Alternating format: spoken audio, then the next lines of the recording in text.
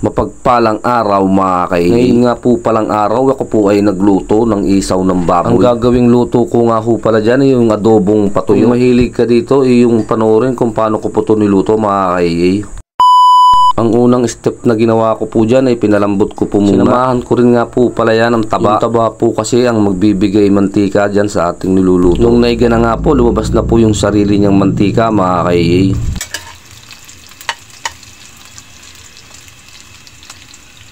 Ang rekado nga palang ginamit ko lang dyan, dalawang klase lang po, yung bawang at sibuyas lang. Isang buong bawang po ang aking inilagay kasi napakasarap po pag maraming bawang at napakabango po mga kaibigan. Itong luto pong ito ay napakasimple lang at napakadali pero napakasarap po mga kaibigan. Diyan ko na rin po iginisa yung sibuyas at bawang natin. Habang akin nga pong ginigisa, naaamoy ko po yung sibuyas bawang, napakabango po pati yung pagkakasangkot siya po natin ng ating bituka ng baboy. Pag ganito nga po ang ulam ay siguradong mapaparami na naman ang kain natin ito mga kaibigan.